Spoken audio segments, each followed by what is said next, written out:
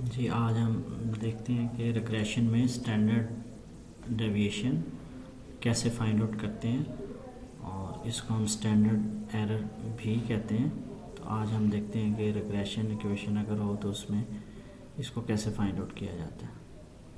तो बेसिकली ये है क्या, आपको पता है कि जो हमारे पास एक्स और वाई की फॉर्म में डाटा होगा, तो जब हमारे पास एस्टिमेटेड लाइन फिट हो जाएगी तो डाटा देखें उस लाइन पे बिल्कुल फॉल नहीं कर रहा होता, उससे डेविएट कर रहा होता है। तो ये कितना डाटा उस लाइन से डेविएट कर रहा है या उसका स्प्रेड कितना है, डिस्पर्शन कितनी है, इस चीज़ को मेजर करने के लिए एक फार्मूला या मेथड यूज़ किया जाता है, वही आज हम देखेंगे। तो बेसिकली ये जो डाटा पॉइंट्स की डेविएशन है from the estimated regression line, this is called standard error of estimate भी कहते हैं, standard error of regression estimate भी कहेंगे इसको। तो ये बिल्कुल कॉन्सेप्ट वैसे ही है जैसे हम स्टैंडर्ड डेविएशन का लेते हैं। स्टैंडर्ड डेविएशन में क्या करते हैं कि हम डाटा की डेविएशन को फाइंड आउट करते हैं फ्रॉम अ सेंटर पॉइंट, और वो सेंटर पॉइंट हमारा क्या होता है, मीन।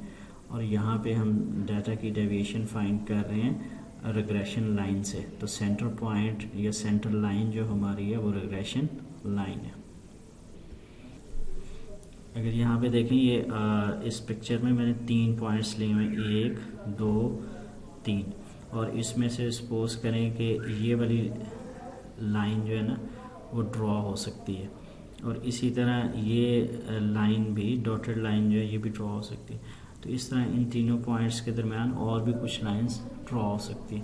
तो रिग्रेशन लाइन का हम ऑलरेडी पढ़ चुके हैं कि रिग्रेशन लाइन ऐसी लाइन होती है जो इनके पॉइंट से लाइन का जो डिफरेंस होता है उसको मिनिमाइज करती है। लीस्ट स्क्वायर डिफरेंस भी हम इसको इसीलिए कहते हैं। यहाँ पर देखें, अगर इस लाइन को मैं जूम कर लूँ तो ये पहला पॉइंट मेरा x1, बेसिकली ये मेरा पॉइंट था x1 y1, ये वाला पॉइंट था, ठीक है। और ये मेरे पास पॉइंट है मेरा x2 और y2, और इसी तरह ये मेरा थर्ड पॉइंट है।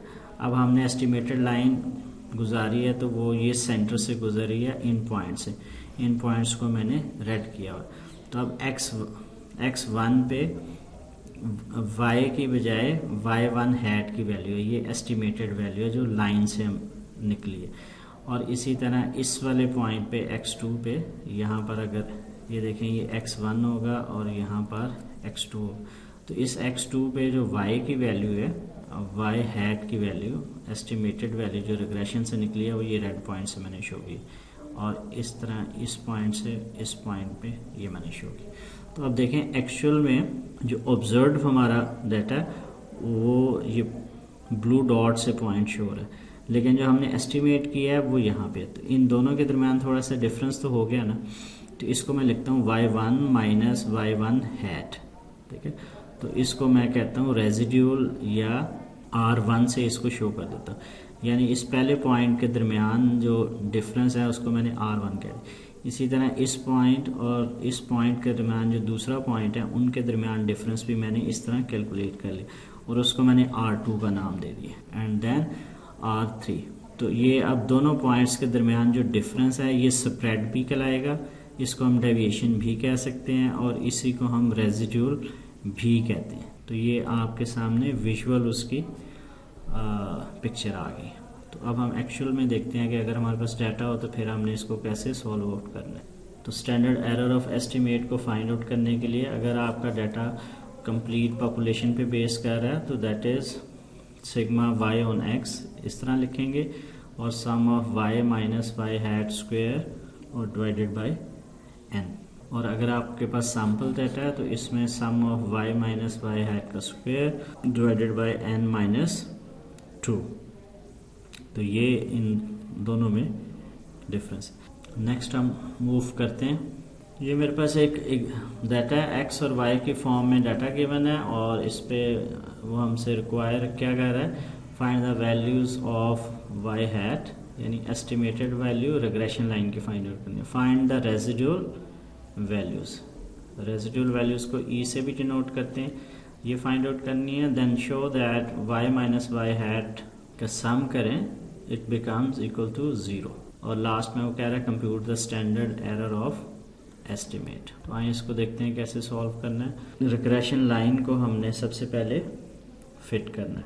y is equal to a plus b x. इसमें अगर देखें आपको पता है कि एक b का फार्मूला होता है और a का आपके पास a का फार्मूला होता है।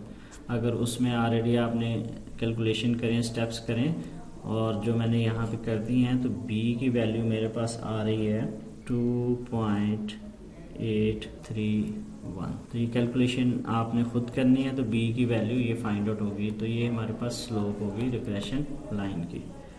और जो मेरे पास a y इंटरसेप्ट की वैल्यू आ रही है, a इज इक्वल टू 1.47। तो ये कैलकुलेशंस आपने डू योर सेल्फ, ये खुद से कर लेनी है, ठीक है।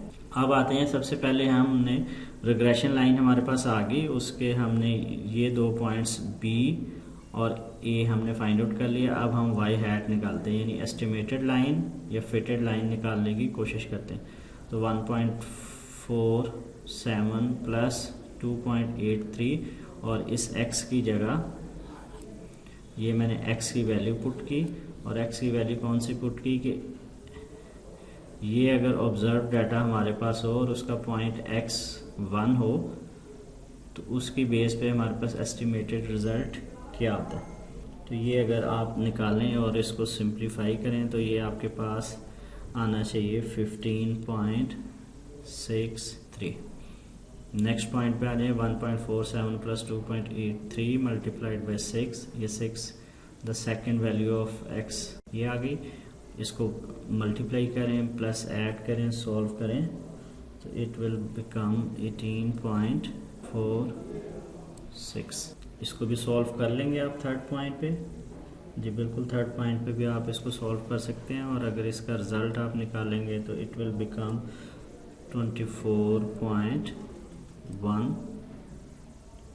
इसी तरह आप ये वैल्यू भी निकाल सकते हैं। You can also calculate this one, this one, this one and. तो इस तरह ये पूरा कॉलम आपके पास y हैट या एस्टिमेटेड या रिग्रेशन लाइन की वैल्यूज कैलकुलेट होगी।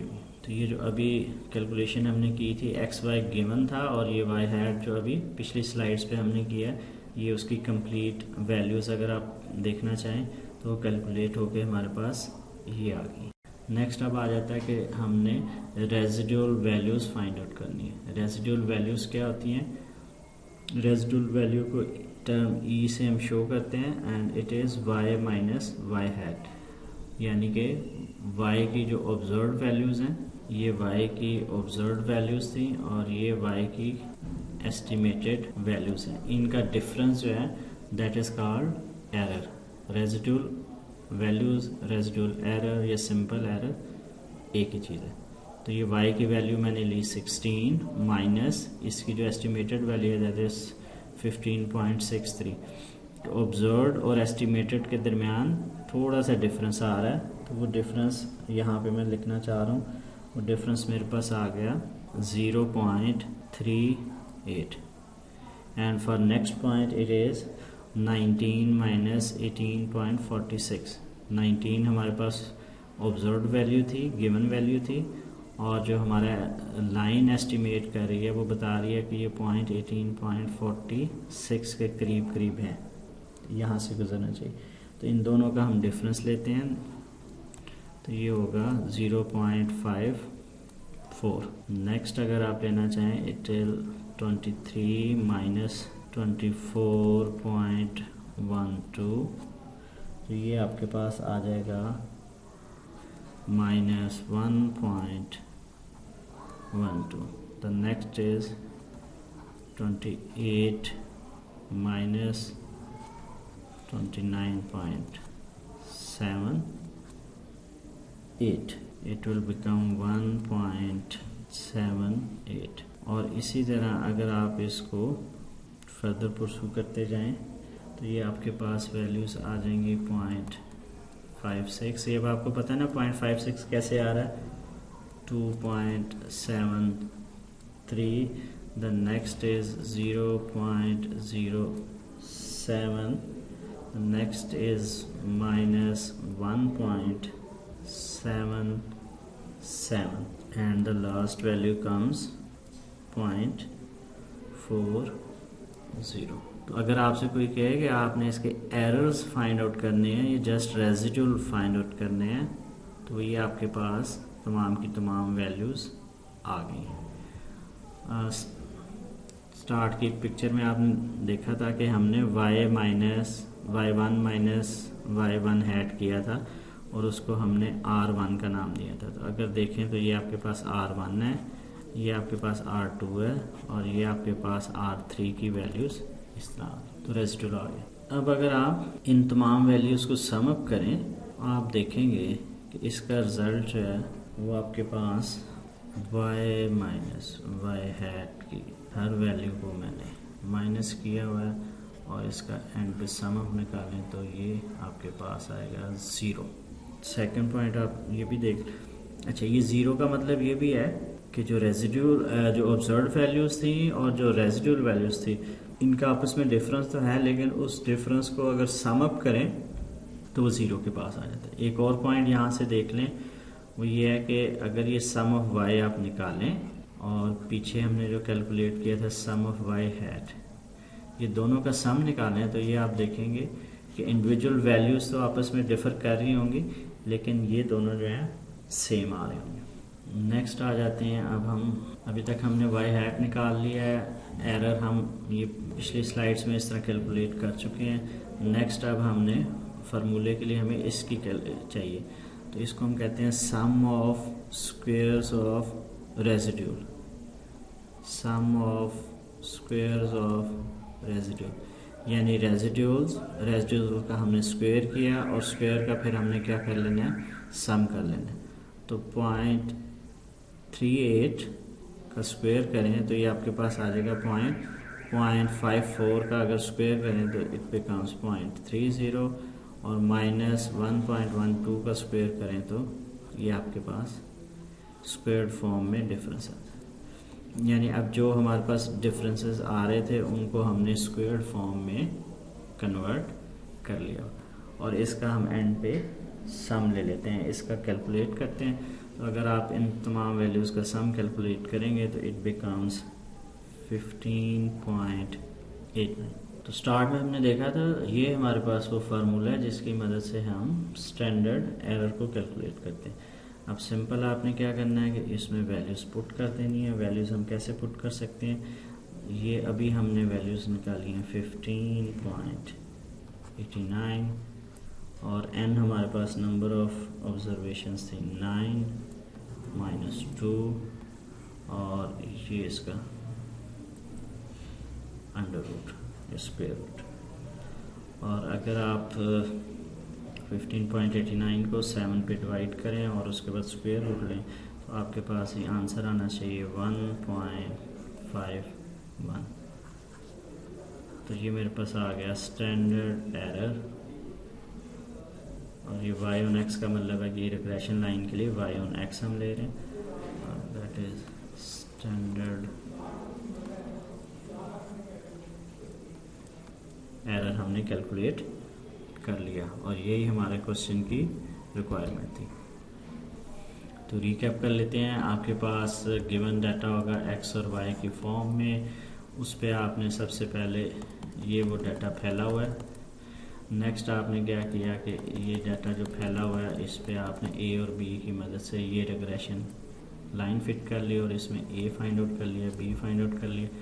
अब आपने y हैट एस्टिमेटेड निकाल लेना है और ये आपकी जो लाइन है ये एस्टिमेटेड है, ये y हैट, ठीक है, वो निकल आया। नेक्स्ट में आपने क्या करना है कि y माइनस वाई हैट, ये y माइनस वाई हैट ले लेना और इसको हमने नाम क्या दिया हुआ है, एरर भी कहते हैं और रेजिड्यूल भी, और इसको हम रेजिड्यूल भी कहते हैं, ठीक है। रेजिड्यूल का वैसे भी मतलब अगर देखें तो रेजिड्यूल का मतलब होता है कि जो चीज़ एंड पे बच जाती है, रिमेनिंग पार्ट को रेजिड्यूल कहते हैं। तो ये क्योंकि y की जो लाइन है उसमें से जो बाकी पॉइंट है वो बच जाता है, यानी इतना तो एस्टिमेट कर लिया हुआ है और बाकी जो एरिया या उसका डिस्टेंस है वो एक क्लास से वो कहता है कि बच गया हुआ है। ठीक है, तो उसको रेजिड्यूल कह देते हैं। फिर आपने इसका स्क्वायर करना है, फिर आपने इसका सम करना है, तो स्क्वायर और सम किया, सिंप्लीफाई किया, और एंड पे आपके पास स्टैंडर्ड एरर की वैल्यूज आई।